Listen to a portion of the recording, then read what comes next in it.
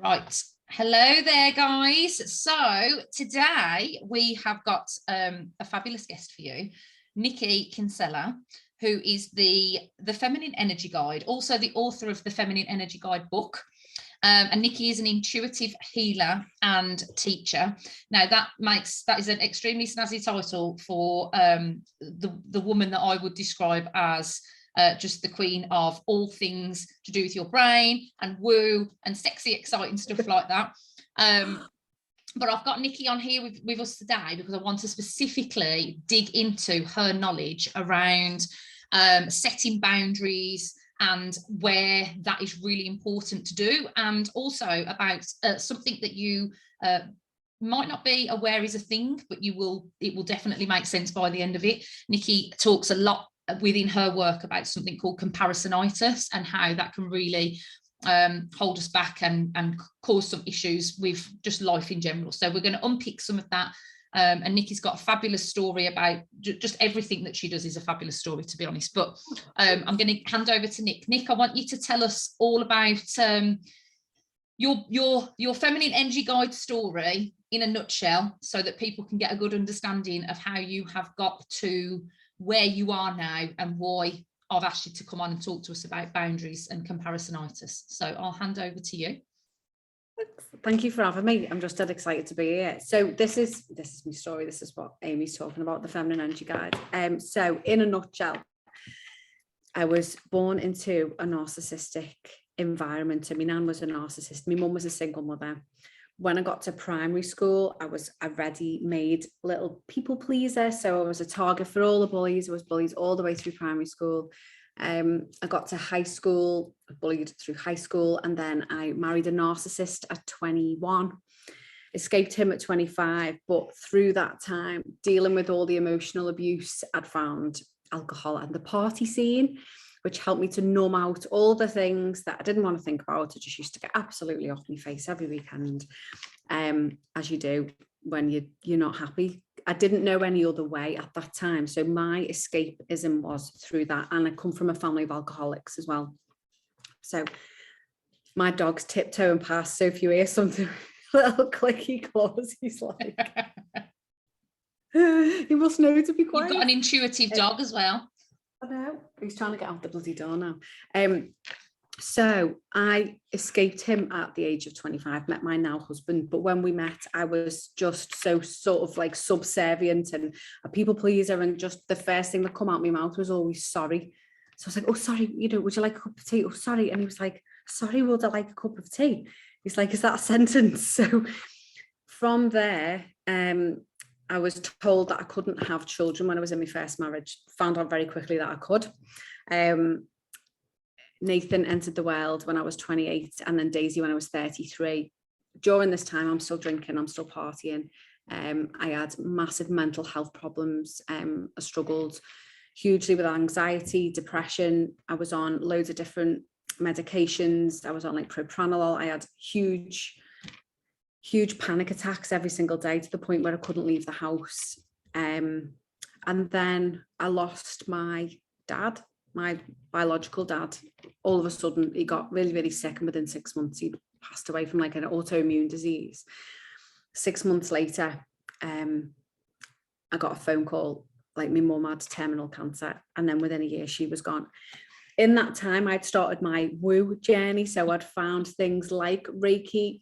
I'd been introduced to a holistic healing, energy healing, and really began to understand that my body was giving me so many messages about how sad it was and how much shit was in there and all where I was blocked and all these emotions that were going on. And I was just ignoring them because they didn't feel good. So instead of looking at what was going on, I was just numbing it with everything. So when my mum died, it was like a rocket up my arse. It was the catalyst that changed everything for me, because I realized how short life was. And I was just wasting all my time, like not dealing with stuff, not really being happy in where I was or what I was doing. And just self-medicating. So fast forward, I became a Reiki master, a yoga teacher, meditation coach. This is going to sound bonkers to those of you that don't know what it is, but like quantum holographic echo healing, which is like subconscious energetic work. So all the emotions that we keep in our bodies, it's getting all those out basically. Shamanic healing and all the things. I just fell in love with where I do intuitive tarot and everything like that. One thing just seemed to lead to another. So I started with my energy. So we've got 7 main energy centers in the body, which are the chakras. They all represent different emotions, different organs, different hormones. And when we work through each of them, which you'll just know because you've just done the Feminine Energy Guide course, they all represent different things. So depending on what's going on or what's happened in our lives, we'll store and hold on to different trauma and different emotions in our bodies. And our bodies gives us signs that it's off balance. So when we can understand, for example, I always use this one, but if you've got a sore throat, if you're constantly clearing your throat, or you've constantly got tonsillitis, or, you know, it's always sore, it could be because you're not speaking your truth. This is your communication center. It could be that you're not, you're holding something in that you need to say to someone, and you're not saying it. So by clearing your throat chakra, you can then speak your truth, and everything normally gets better when we do that. But there's so many different things. So it started with energy and the chakras. And then when I discovered what my body was telling me, my mind started shouting, and that was really loud. And when I looked at what it was saying, it was so bad. It was so negative, because for 37 years, I'd just been telling myself or listening to what other people were telling me, believing all different things. I had a lot of toxic friends that were I was just giving a lot to and was getting nothing in return. Hence, this is where the boundaries thing came from. But the 4 main things that held me back were fear, limiting beliefs, things I thought I couldn't do, or that I was telling myself I couldn't do to keep myself safe because I was really scared and I'd just make excuses. Comparisonitis and boundaries. I didn't even know what a boundary was. I thought it was the edge of a country, which it sort of is, but it's not. And then I found the law of attraction, and that felt proper magic and proper woo. And again, it's all about energy, but it's all about focusing your attention in the right direction so that you shift your energy and you start calling in all the good shizzle instead of focusing on all the bad stuff that's going on. And it makes such a difference in how you feel. And then I found the moon, and I knew I'd always loved the moon, and I didn't really know why. And then I found out because I'm a Cancerian that she's my planet. But the moon is like a little self-development program every single month. So when she's full in the sky, she wants us to let go of stuff. So we are 80% water as humans. A bit of facts and the fluff coming in. So the moon affects the gravitational pull of the planet and the tides. So when the moon's full, the tides are higher. The water in our bodies represents our emotions, and that's why when there's a full moon, we can turn into a bit of a psycho.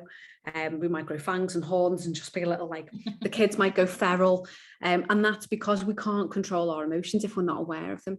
So the moon wants us to let all of this go, and that's why it comes up to the surface. So when the moon's full in the sky, we look at what we want to let go of, and it can be people, it can be habits, it can be jobs, it can be anything that you want to let go of that you don't want in your world anymore. And then when she's dark in the sky, she wants us to go in woods and plant little seeds and call in all the good stuff and get creative and look at all the things that we want. So that came in every month. I'd look at what I wanted, what I didn't want, what I wanted, what I didn't want. And each cycle of the moon represents a different astrological sign as well. So when you add that in and you see what's really going on and you go, oh my God, I feel like that, it feels even more magic. Along the way, discovering all these different things, the thing that came out at the end was I'd learned to trust myself. My intuition really took over, and I now had the confidence to listen to what my body and my mind was telling me, and I could connect more to my own mind. Especially doing the meditation coaching as well, I could quiet my mind. I was looking more at what I was saying to myself, and then I started getting downloads and like hearing my own thoughts and creating courses and getting names for things, and it just was all amazing. But also intuition is about asking for guidance and noticing it. So there might be like, you might ask for a sign and a robin might appear and that's your sign, or you might ask for a rainbow and then all of a sudden you see one on the back of a car and you're like, oh my God, there's my sign. So it's trusting yourself. And the whole Feminine Energy Guide journey is, if I can change, you can change, basically, but helping you to become more self-aware using all the little tools that I've put together in a easy to read 52 fucks in the book type way. But I know you wanted to talk about boundaries and comparisonitis today, because it's really important to hear your background and your story though, Nick, for people to understand how you have got there, because it's all what we're going to talk about with setting boundaries and stuff, like it's not it's not rocket science what we're going to talk about, but what it is important to understand that people are not like going crazy when they are finding it difficult to be around particular people. That obviously you've talked a lot there about energy and things that are that little bit more woo, and if you're listening and it's not something you've really been introduced to, or you think it's a little bit too out there for you, you don't need to invest into all of that way of thinking in order to make boundary setting and comparisonitis something that is really useful for you. So I mean, what you talk about, I'm all over that. I love all of that kind of those ideas and that theory, but your story and where you've been it's really key. And I think also because it was like you, I mean, I think you said that you were 37 before a lot of this started to be the lights sort of turning on for you about all of this, and you know, I think sometimes this mid-30s age is a bit of it's a strange age to be at, because you're not in your 20s and partying so much anymore, where life's just a bit more carefree, isn't it, maybe when you're in your 20s, and it's almost like this decade of not being a kid anymore but having to be a grown-up, but not quite really knowing all of the things. Becoming a woman, isn't it? Like it's when you realize that you can't do that shit anymore because you've got more responsibilities. You've normally got kids by then, or you just can't do it anymore, because like my body I was ruining myself. I really was. So I think it's really good to hear actually how much change you've managed to make, and after quite a lifetime really of a lot of toxic people, toxic messaging going into your head and stuff like that. And I think there will be people listening to this who kind of feel like that is something that's going on, but they might not necessarily have realised that that is something that they can change and put their foot down with and make a difference. Totally. And it's normally the people that you're closest to. So like what you've just said. So and again, I'm not going to go all woo, but our own, who you are, so how you feel in you as a person. So when you wake up in the morning, you are you're just like in your own body. You might meet up with a friend in the morning and instantly you just feel like she's sucking all of the life out of you, like one of the dementors of Harry Potter, and you're just like, oh my God. And all she's doing is projectile vomiting all this negative energy all over you. And she probably doesn't mean to. You're probably her outlet because you're such a gorgeous, good friend. But she's going, and then they said this, and then they said that. And as you walk in, you're just feeling like, oh my God, because it is negative energy. All the words that we say and everything that comes out of our mouth has got like a frequency, hasn't it? So if we say happy, positive things and feel light and lovely, but if we start talking or bad-mouthing people, it never feels good. So it's noticing how the people around you are making you feel, and knowing that it's okay for you to not have to be in their world as much as they want you in their world. Because what you'll find is that you might be their crutch. You might be the one that they go to for everything, and they don't give you anything in return. So really notice, like, who is your circle? Who in your circle makes you feel good? Who doesn't make you feel good? Who sucks the life out of you? Who can't you fucking stand, but you actually can't say anything because they're part of your family and you feel like you should really like them, but actually you just want them to go away every time you see them. So boundaries it's about you being able to say no and feeling confident and comfortable that the reason that you're saying no is because you're allowed. So no is a complete sentence. I think that's an actual chapter in my book. No is a complete sentence, and it's about you not worrying about how the other person's going to react if you say no to them. So say someone says, can you do this for me? And you actually can't because you're so busy anyway. So you say, oh, I really can't, I'm busy. And they're like, what? Oh my God, you're so selfish. No. This is when a little alarm bells will start ringing as well, because the boundaries that you're trying to put in with people will show their true colours. And this is why it can be a bit of an icky area as well, because you secretly know inside that they're just taking, but it's easier not to say anything. So when you start saying no to these people, they will start reacting possibly in a negative way, and that can cause that can rock the boat a little bit as well. So you almost need to be prepared for a bit of a ruckus, or for them seeing their arse or spitting the dummy out, because that's just what people do when they don't get their own way. It might be that they go, oh my God, yeah, of course, that's fine. And your boundaries are just beautiful. What me and a friend do now, just talking about like projectile vomiting all over each other. Sometimes we don't know what's going on in another person's world. So we might rock up with them and just go, oh my God, blah, blah, blah, blah, blah, because it's at the forefront of your mind. They might have had the morning from hell. And you're just tipping them over the edge, like, and you don't even realize. So if we've got something particularly heavy to talk about, I'll be like, have you got headspace? And I just ask her permission to offload. And if she hasn't got it, she'll tell me. And we're both at the level now where we're like, I am not offended if she says no, because I know that means that she can't do it. But we only have so much to give, don't we? We've all got like our own battery life. So sometimes like my hubby will come in from work and he'll be like all la la la la la, and sometimes he'll come in and he's wiped out. And then if I start at him going, and this happened and that's happened, and he's like, can you just fuck off, because I can't cope.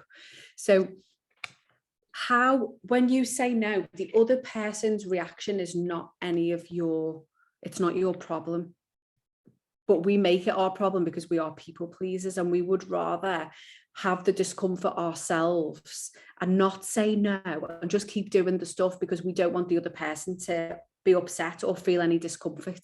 So we'll just go, okay, yeah, even though every little cell in your body's going, no, don't do it.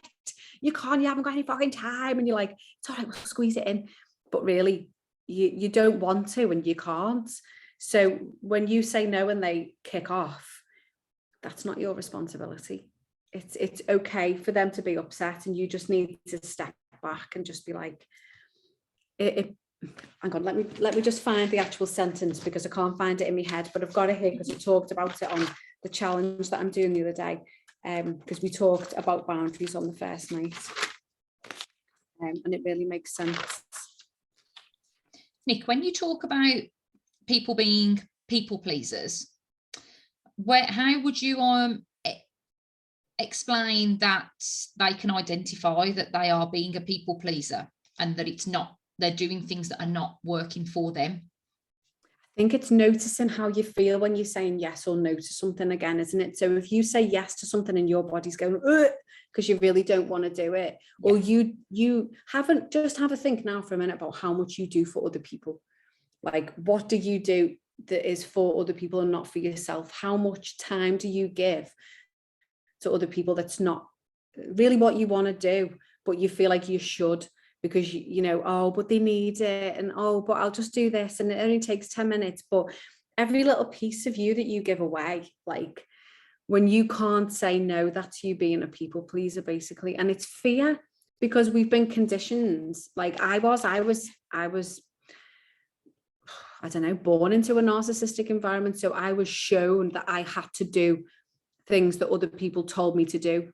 And I always had to ask permission to do things. I could never make up my own mind, because if I tried to do something that was off my own, like bat, so to speak, I would get punished for it. Yeah. Why are you doing that? You didn't ask me if you could do that. Yeah. And it's like, just explain that a little bit for me, Nick, about narcissism, because this comes up a lot. I hear this, it's a word that I only came across a couple of years ago, and I remember having to go and Google it and actually find out what it meant, because it comes up quite a lot in this kind of conversation.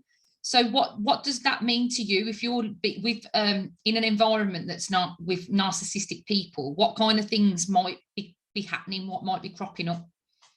They basically manipulate every situation so that it benefits them. They don't care about how you feel. Narcissism it's a mental illness. It's something that people generally, they can't control what they're doing. It's just part of who they are, but they will manipulate everything so that everything always works out for them. Or if something happens, it's always your fault. Or if, you know, you always say, like, my ex-husband was a narcissist. I couldn't say anything right. Everything I did say, he'd manipulate it and twist it around, or tell me that I'd said something that I hadn't said and make me believe that I'd said it. Or if I was drunk, he'd make stuff up and tell me that I'd done things that had upset other people and like punish me for it.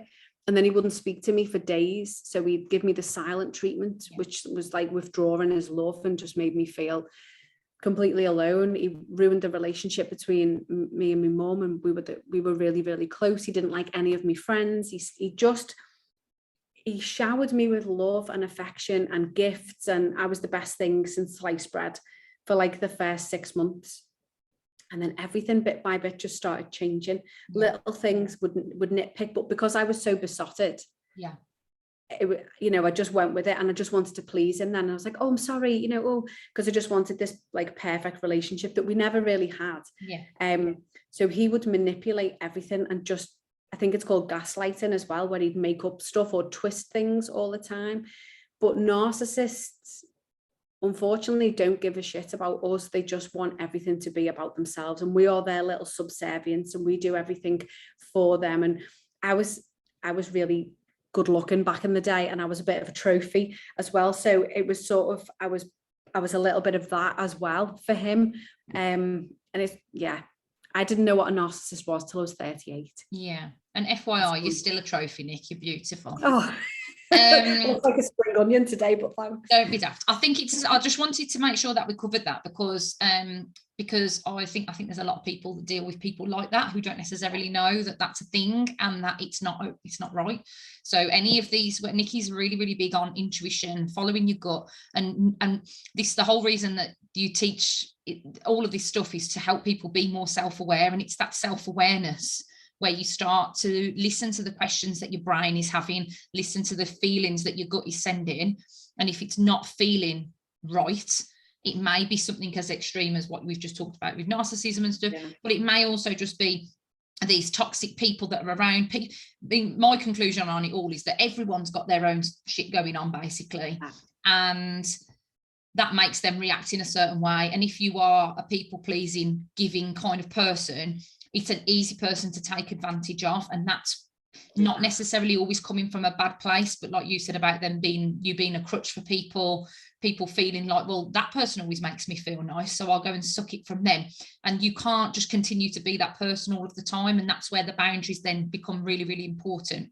Yeah, there's different people as well, though. So some people will just be that neggy person, but then there's other people that you will actually want to help, and you'll continue to help, but that you become their crutch. So it's important then that you realize boundaries are really important for that other person as well, so that you're not their crutch forever, because they need to learn some independence. So it's all about showing them the way. It's not about just like cutting anybody off ever. It's about taking steps back slowly and kindly with certain people. So like, not responding to a text straight away, knowing that you don't have to answer the door or the phone, or even an email, like however they're getting in touch with you. You don't have to go and see that person if they've asked you to. You can say no to anything. You've just got to realize that it's okay, and it might feel uncomfortable, but once you start practicing it, it's okay. And I think that's really important as well, like you're saying about small steps, because when you're talking about boundaries, that's not, well, just cut them out. Like if they're a bit toxic, then it's just not there at all. There are other ways of building up to that, and that can actually make a real improvement to the relationship with them, can't it? If you just kind of calm down with how quickly you're responding, or how available you are all the time. My husband has always been a bit of a sucker for a damsel in distress. And when we first met, I noticed that he used to get taken advantage of a lot, and he'd get phone calls at ridiculous times. We've left date nights because a particular girl that used to take from him a lot needed to borrow some money because an ex-boyfriend was knocking the door and blah blah blah, and he would go and to the rescue all the time and pick them up when the cars had broken down and all of that sort of stuff. And I encouraged him to start setting boundaries with people and stop answering the phone so quickly and stop going out every time they asked. And what was actually really interesting was about how many of those people are now not in his life at all, because they were there amazing. Because he was useful. And so when we're talking about this podcast is predominantly going to be there for women, but that Adam's a really good example of where that boundary setting is needed, regardless of whether this is just whether you're a woman or a man, or wherever you are in age, just whatever. Your nature, isn't it? If you're a good egg, people will generally find you, and because we are naturally giving people. Yeah. So It's only when you start having the piss taken out of you a little bit and you're just like, hang on a minute, I actually haven't got anything left to give, and you don't care. So exactly what you've just said, when you start saying no, people will generally disappear, and that can be really sad as well to deal with, and quite hard to deal with. Sorry, just get rid of that. So yeah, amazing point.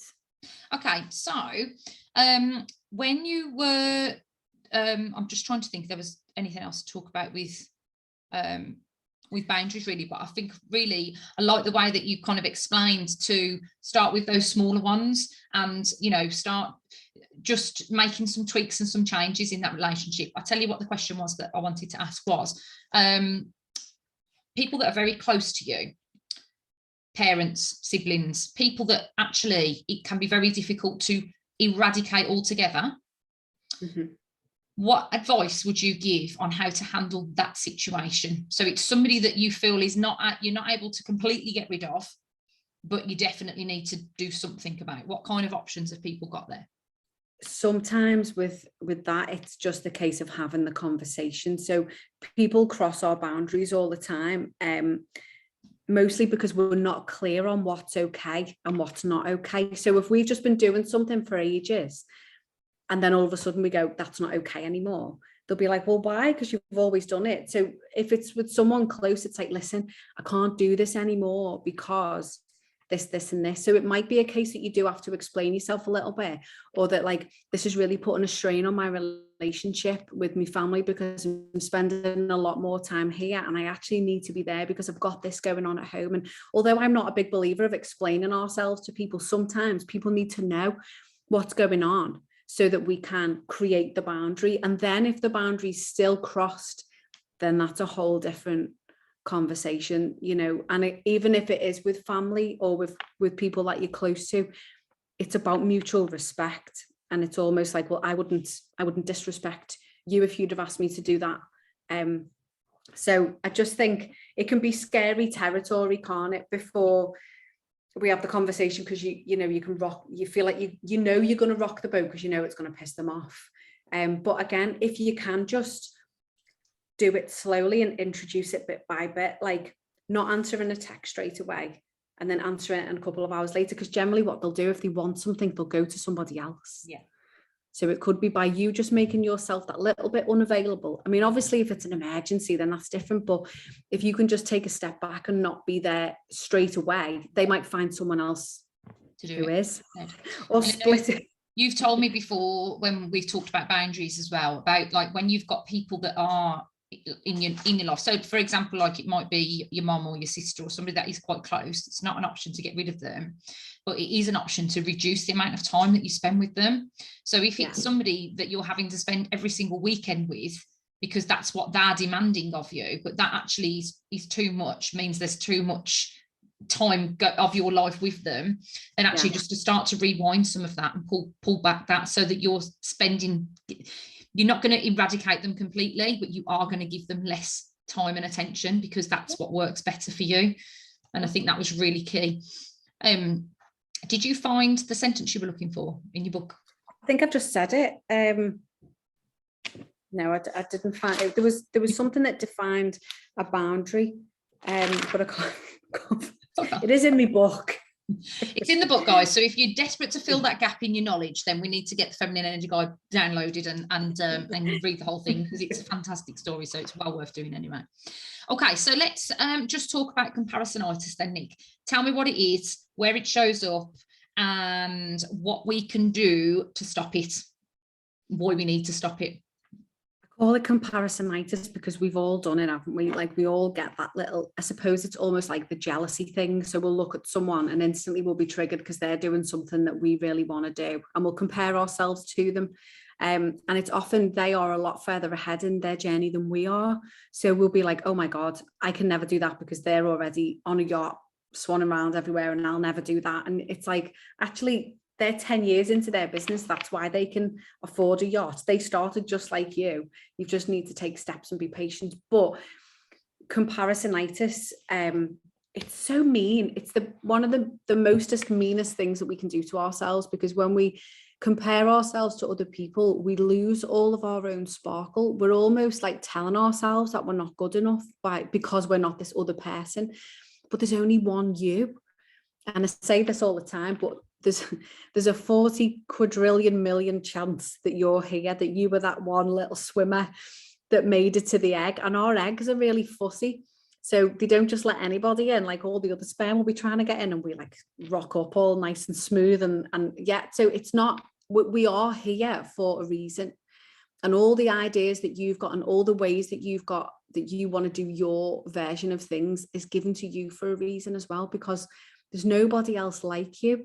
So by comparing yourself to someone else who's probably on a different part of their journey, but they also might be doing something different than you.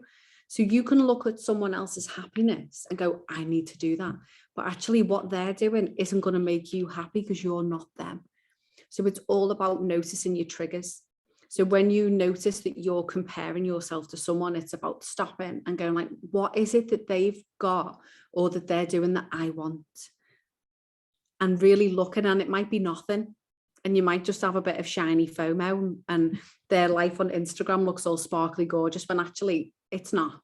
You know, people only show us the things that they want us to see, don't they, in the best bit. So it's knowing that everyone has a real life as well. And sometimes other people's shiny lives are shit. So they are just human. But with comparisonitis, it's just noticing what is triggering you. And changing the jealousy into excitement. So if it is something that someone else is doing, start being happy for that person. And again, I'm going down the law of attraction route now a little bit here, but the energy that we feel in our bodies attracts that energy straight back to it. That's what the law of attraction says. So whatever we think about the most, whatever thought we've got, whatever feeling, we attract more of that because that's the law of attraction. So if you're sitting there thinking about how you're never going to have this thing because that person's better than you and you should just give up, you're not going to do anything or move anywhere. But if you're sitting there looking at that other person going, oh my God, they inspire me so much, I would love to do that. What can I do today that's like the first step for me to you know, go towards that? And then you'll find your own way. But it's just about being a little bit kinder to yourself, noticing when you're chatting shit to yourself basically and you're comparing yourself, and taking a minute to notice if it is true. Are you just having a bad day? And, you know, is your inner bitch stepping forward to just completely chatting shit in your ear? Yeah. So noticing where you're at and then like flipping it over. It takes practice, because at the time you'll be like, I don't want to feel happy for that person. I don't want them to be happy. I don't want to do this, because you're like comparing yourself. But it feels so good to be happy for other people. It's just like empowered women empower women, don't they? And when we can feel good, we attract more people into our lives as well. And we just feel better. I think in addition to that, one of the things that I would add about that with comparisonitis is like every time I interview women, I always ask them to tell me their story. And the story is never the same. It's never, ever the same. And so that what you've been through in your life to get you to be, let's just take your yoga instructing as an example, right? Somebody who comes to you as a yoga instructor could go to a lot of other yoga instructors, but the journey that you've been on that's made you decide to be a yoga instructor will then influence the experience that they have with you, the way you choose to do yoga, the reasons you choose to do it, the things you're going to try and teach them through it. So it's